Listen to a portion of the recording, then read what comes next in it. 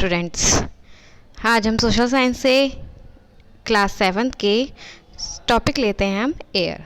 जैसा कि हमने एयर पिछली वीडियोस में भी पढ़ा है, हमने एयर एंड वाटर, एयर की कुछ चीज़ें पढ़ी थी, कुछ वाटर की पढ़ी थी। आज हम एयर से ही पढ़ेंगे wind, types of wind and condensation. तो इसी में आगे बढ़ते हुए हम देखते हैं। अच्छा, हमने पहले पढ़ा था कि एयर क्या होता है, हमने एटमॉस्फेयर की लेयर्स पढ़ी थी, उनके नेम पढ़े थे, उनकी डिटेल्स पढ़ी थी। तो अब हम आगे पढ़ते हैं wind. The horizontal movement of the air along the surface of the earth is called wind. Wind को हिंदी में हम क्या कहते हैं? हवा, पवन। पृथ्वी की सतह के साथ हवा की क्षैतिज गति को पवन कहा जाता है।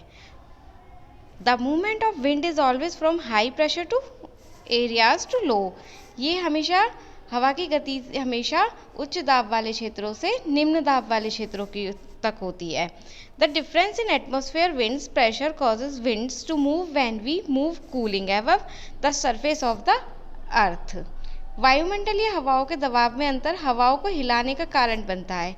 जब हम पृथ्वी की सतह से ऊपर ठंडा हो जाते हैं और एक हवा का नाम उस दिशा के अनुसार होता है जहाँ से वह बहती है। A wind is name different according to the direction. Types of wind.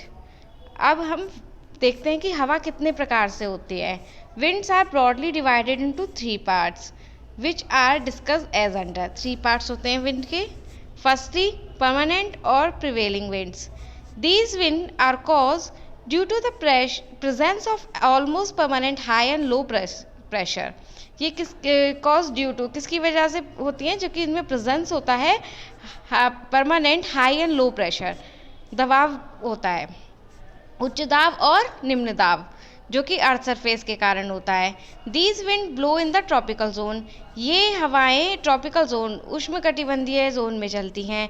The sub tropical high pressure area to the equatorial low pressure areas. जो सब ट्रॉपिकल्स होते हैं, उष्णकटिबंधीय हाई प्रेशर एरियाज होते हैं, इक्वेटोरियल लो प्रेशर एरियाज, और जो इक्वेटोरियल्स होते हैं वो लो प्रेशर एरियाज होते हैं। Their direction is from the, उनकी डायरेक्शन क्या होती है? South to east and north to west to the southern hemisphere. ये सारा जो हमारा सिनेरियो है ये कहाँ वर्क करता है? Southern hemisphere. They blow constantly in the same direction. और ये कंटिन्यू, लगातार, निरंतर गति के साथ सेम डायरेक्शन में ब्लो करती हैं, बहती हैं, चलती हैं। अब बात करते हैं हम second, periodic wind and seasonal wind. अब कुछ हमारी होती हैं जो मौसमी हवाएं होती हैं, पीरियोडिक विंड्स होती हैं। These wind are cause due to unequal heating and cooling of the earth surface and localize different in atmosphere. ये प्रेशर के अकॉर्डिंगली डिफरेंट एटमॉस्फेयर में होती हैं। अनइक्वल हीटिंग, ना तो ज़्यादा गर्म और ना ज़्यादा ठंडी। These wind blow during a particular period of the year और डे। ये विंड बहती हैं पर्टिकुलर पीरियड, पर्टिकुलरली ईयर और अ डे में। The main type of periodic winds are the monsoon winds, the land breeze and the sea breeze. The main type of periodic winds, इनके periodic winds का main जो part है वो है monsoon wind, land breeze और sea breeze. अब land breeze, sea breeze, इनसे हम क्या करते हैं? मंद हवाएं जो होती हैं। These wind blows from sea to land and their direction is from the north east to south west in the northern hemisphere. अब पिछली टाइप में हमने पढ़ा था southern hemisphere. These winds occur mostly in the tropical zone and are best developed over the Indian subcontinent and the adjoining areas. These winds occur mostly the tropical zone. ये सब occur होती हैं किसमें? Tropical zone में, उष्णकटिबंधीय zone में, and the best developed over the Indian subcontinent. तो अब हम आगे बढ़ते हैं local winds. These winds blow during a particular period of the day or year. ये हवाएं पर्टिकुलरली पीरियड, किसी भी पर्टिकुलर पीरियड और डे में मिलती हैं। These wind are with special characteristic over small areas. इनमें कुछ विशेषताएं होती हैं जो कि स्मॉल एरियाज में काम करती हैं। These are mostly seasonal, have local names. ये मोस्टली सीजनल होती हैं। The hot and dry local winds of northern places of India is called loo. और जो हमारे इंडिया के नॉर्दर्न प्लेसेस हैं उसमें हम हवा, जो गर्म हवाएं चलती हैं उन्हें हम क्या कहते हैं? लू कहते हैं। This is common during the months of May and June. जैसा कि आपने सुना भी होगा कि मई जून में बाहर नहीं निकलते, समर वैकेशंस होती हैं, तो क्या होती है कि लू चल रही है बाहर। तो चिनॉक इज़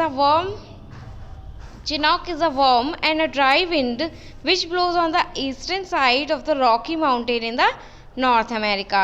और चिनॉक एक वार्म और ड्राई विंड है जो ब्लो करती है eastern side Rocky mountain in north America. अब बात करते हैं हम कंडेंसेशन। कंडेंसेशन क्या होता है? संक्षेपण। The change in the state of moisture from water vapour to water और स्नो इज कॉल्ड कंडेंसेशन। जल वाष्प से पानी या बर्फ तक नमी की स्थिति में परिवर्तन को संक्षेपण कहा जाता है।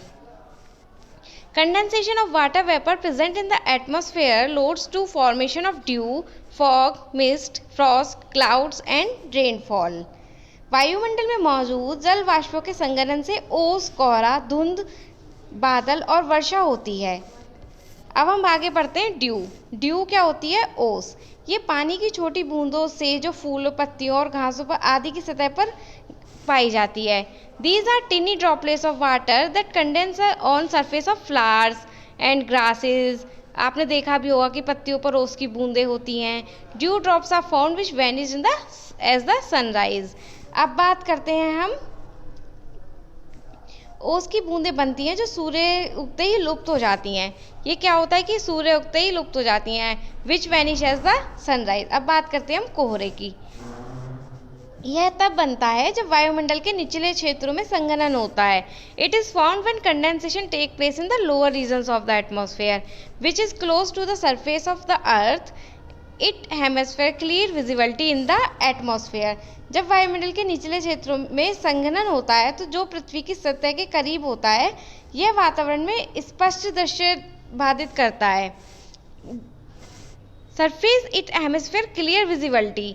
अब हम बात करते हैं मिस्ट। ये क्या होती है? धुंध होती है। It is quite similar to fog. ये कोहरे के समान होती है। It is formed by condensation near earth surface. यह पृथ्वी की सतह के पास संघनन द्वारा बनता है। The difference lies in the fact that the droplets are bigger in the case of mist but not dense in the fogs. तो यह सिर्फ ओस के रूप में बनता है लेकिन इस मामले में जल वाष्प छोटे बर्फ के क्रिस्टल के रूप में संघनित होता है। अब बात करते हैं हम फ्रॉस्ट की। तो फ्रॉस्ट क्या है? It is form just a dew but the case in the water vapour condense from a tiny ice crystal. Frost may be called as a frozen dew. Frost को जमे हुए ओस के रूप में कहा जा सकता है। तो आज हमने क्या क्या पढ़ा? आज हमने पढ़ा विंड के बारे में, टाइप्स ऑफ विंड्स पढ़ी और कंडेंसेशन पढ़ा। तो इससे आगे हम डिटेलिंग्स में आगे वाली वीडियो